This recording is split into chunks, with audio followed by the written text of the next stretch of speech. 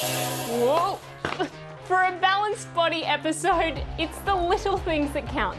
How little? We're talking nanoscale. How small is that? Let's find out. When you think of medical treatment, you might think big.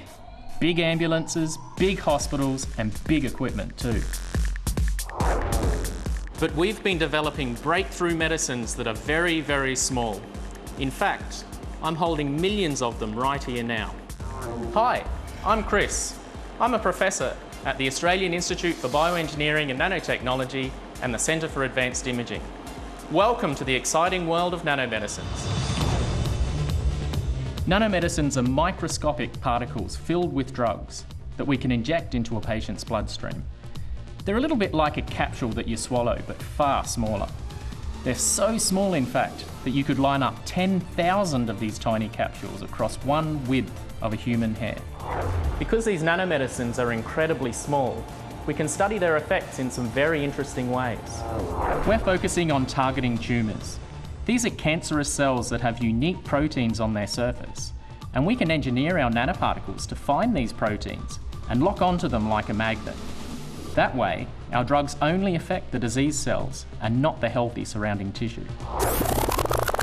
But if we can't see these tiny medicines, how do we know where they are? And how do we know if they work?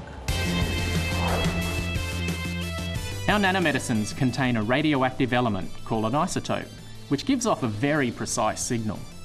We can pick up that signal using a technique called positron emission tomography, or PET scanning for short. Today, our patient's a mouse. He's under anaesthetic, so he stays still. The PET scanner can show the mouse's skeleton and organs, and it detects the signals from our nanomedicines inside the body. Then, we layer all of that information together. We gather an immense amount of data this way, but it can be very difficult to analyse. So we've come up with an amazing way to visualise the results. Are you okay to do the calibration now? Every single thing that we see on this virtual reality system, including the mouse's organs and the dots of nanomedicine inside, is all real data from our PET CT scans. We can see exactly which disease areas have been targeted and how much of our drug is going there. So what was once just stacks of data on a screen, we can now visualise in a single experience. This technology is really exciting because we can combine data from lots of sources all at once. The more data we include, the better we can understand these drug treatments, so new patients can benefit from what we've learned.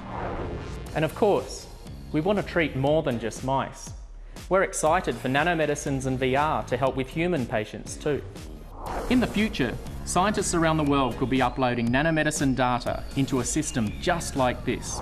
So keep a lookout for nanotechnology. This very small medicine could very soon become a very big medical breakthrough.